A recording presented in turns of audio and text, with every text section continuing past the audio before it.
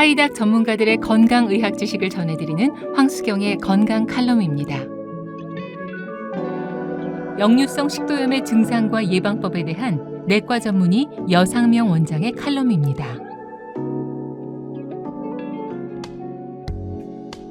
역류성 식도염은 현대인을 괴롭히는 대표적인 질환으로 위산이 식도로 역류해서 식도 점막에 상처가 나고 염증이 발생한 상태를 말하는데요. 발병 초기에는 신물이 조금씩 넘어오고 속이 쓰리다는 느낌이 들고요. 특히 튀긴 음식이나 커피를 마신 후에는 가슴에 불이 나는 듯한 쓰라림을 겪는 사례가 많습니다. 역류성 식도염 증상은 식후에만 나타난다고 알려져 있는데요. 하지만 유병 기간이 지속될 경우 이른 아침과 밤에도 증상이 나타납니다. 통증이 지속되는 시간 역시 초기에는 몇 분에 불과하지만 시간이 흐를수록 길어져서 몇 개월 뒤에는 수십 분까지 늘어날 수 있습니다. 역류성 식도염 환자의 40% 정도는 제산제를 복용하면서 증상을 견딘다고 하는데요. 위식도 역류 질환을 치료하지 않고 방치하면 식도 협착과 궤양, 폐 섬유화, 만성 기침, 천식 등의 증세가 나타날 수 있다는 사실을 기억하셔야 합니다. 역류성 식도염은 상부 위장 내시경 검사와 식도 위 조영술을 통해 진단됩니다. 이는 역류한 위산으로 식도에 염증과 궤양, 협착 등이 생겼는지 확인하기 위한 과정입니다. 치료만큼 중요한 것은 생활 습관을 관리하는 것입니다. 수면 시에는 상체 부위를 높이고요. 꽉 끼는 옷은 피하는 것이 좋습니다. 식사 직후에는 천장을 바라보고 눕지 않고요. 취침 전에 음식을 먹지 않는 것도 중요합니다. 흡연자라면 담배를 끊으시고요. 비만한 경우에는 체중을 줄일 것을 권합니다. 음주와 기름진 음식, 초콜릿, 주스, 커피 등은 증상을 악화시킬 수 있기 때문에 가급적 섭취를 피하시기 바랍니다. 지금까지 칼럼의 여상명 원장, 내레이션의 황수경이었습니다.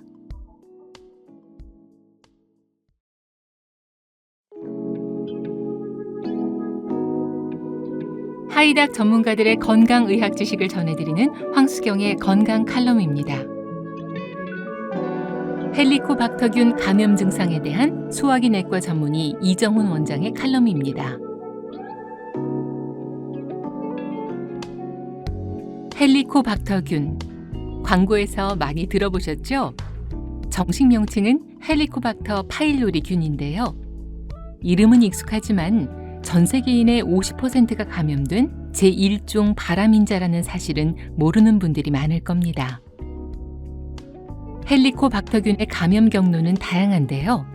대변에서 나와서 확산되는 경우를 비롯해서 위행 역류로 타액과 치아로 올라온 균이 입을 통해서 상대방에게 감염되는 경우가 대표적이고요.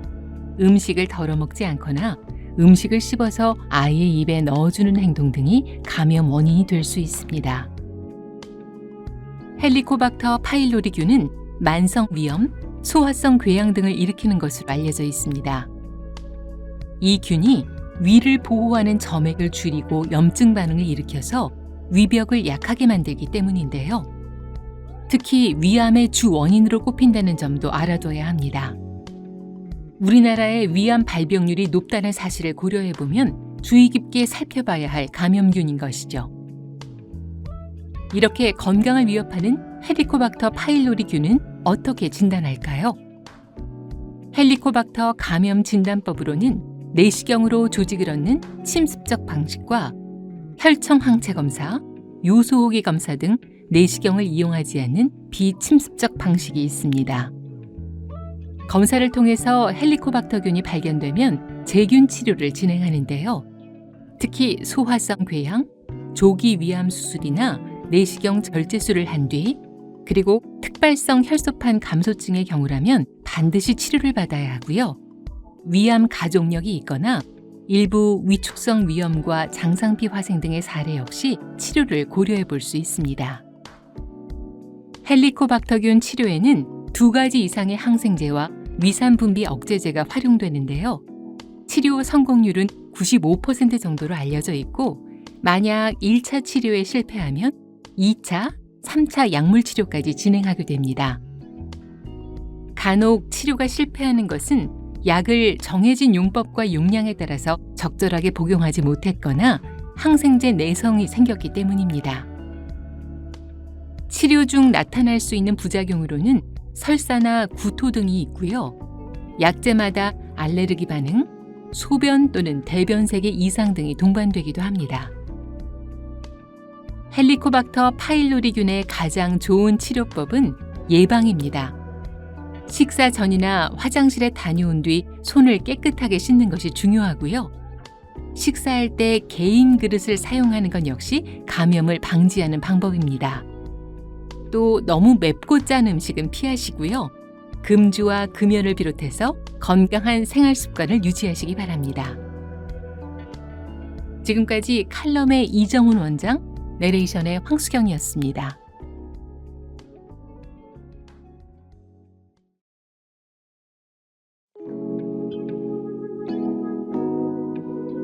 하이닥 전문가들의 건강의학 지식을 전해드리는 황수경의 건강 칼럼입니다. 위암의 전 단계 위선종 예방법에 대한 내과 전문의 김인영 원장의 칼럼입니다. 2022년 기준 우리나라 암 발생률 4위를 차지한 위암. 다행인 점은 건강검진을 주기적으로 받는 분들이 늘면서 내시경으로 암을 조기에 발견하고 예방하는 사례가 증가했다는 사실입니다.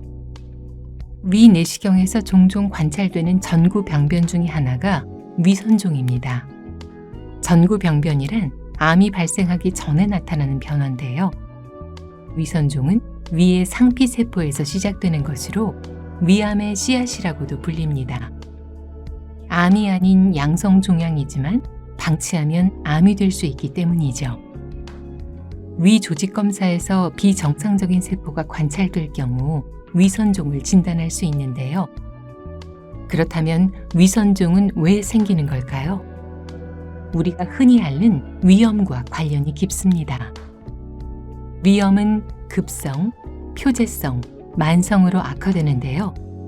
만성 위염 단계에서 더 진행하면 장상피 화생이 나타납니다. 장상피 화생이란 위 점막이 장점막, 즉 소장이나 대장점막으로 바뀌는 것을 말하는데요. 여기서 더 심해지면 위선종이 생기고요. 위암으로까지 진행될 수 있습니다. 물론 모든 급성 위염이 위암까지 발전하는 것은 아닙니다. 평소에 만성 위축성 위염이나 장상피 화생이 있다고 해도 크게 걱정하실 필요는 없는데요. 중요한 것은 위선종으로 진행되는 데 영향을 주는 위험 요인들을 제거하는 것입니다. 우리의 노력으로 제거할 수 있는 위험 요인은 크게 3가지인데요. 흡연, 식습관, 그리고 헬리코박터균 감염입니다. 헬리코박터균의 감염 여부는 검사를 해보면 알 수 있는데요. 위 조직을 떼어내는 침습적 검사가 대표적이고요. 숨을 내쉴 때 날숨의 성분을 확인하는 요소 호기 검사나 혈액 검사처럼 비침습적 검사법도 있습니다. 검사에서 헬리코박터균 감염 여부가 확인되면 제균 치료를 하는데요. 성공 여부에 따라 1차, 2차, 3차 치료까지도 할 수 있고요. 약물의 복용 기간은 제균 치료 1회당 1주에서 2주 정도입니다. 이 기간에 약을 제대로 복용하지 않으면 제균에 실패할 확률이 높아지는데요. 실패할수록 약의 개수가 많아지기 때문에 복용법을 잘 지켜야 합니다. 헬리코박터균 감염 외에도 위축성 위염이나 장상피 화생을 앓고 있는 분들이라면 1, 2년마다 위 내시경으로 추적 관찰을 해야 하고요. 위선종이 발견됐다면 내시경으로 제거하시는 것이 좋습니다. 꼭 제거해야 되느냐 하는 분들도 계신데요. 암이 될 위험을 고려해야 합니다. 특히 고위험 위선종의 경우에는 위암으로 진행될 확률이 60에서 85%까지 되기 때문에 없애는 것이 원칙입니다. 환자의 몸 상태가 좋지 못하다면 제거하지 않고 관찰하기도 하는데요. 현재 우리나라의 내시경 기술은 상당한 수준이기도 하고요. 내시경적으로 제거하는 것 자체가 일반적인 개복 수술만큼 어려운 일은 아니기 때문에 특이한 경우가 아니라면 제거하시길 권해드립니다. 위선종 치료법은 크게 세 가지로 구분합니다. 내시경적 점막 절제술, 내시경적 점막하 박리술, 그리고 아르곤 플라즈마 소작술인데요. 점막 절제술은 위선종을 올가미처럼 잡아서 제거하는 방법이고요. 점막하 박리술은 선종을 칼로 도려내는 방식입니다. 아르곤 플라즈마 소작술은 고주파 전기를 이용하는 것이 특징입니다. 흔히 지져서 없앤다라고도 하는데요. 이러한 치료 방식은 환자의 나이와 기저질환 여부, 그리고 선종의 크기와 위치에 따라서 달라질 수 있습니다. 위선종은 무증상으로 발견될 때가 많다는 사실 기억하시고요. 정기적인 내시경 검사로 위 건강을 미리 챙기시길 바랍니다. 지금까지 칼럼의 김인영 원장, 내레이션의 황수경이었습니다.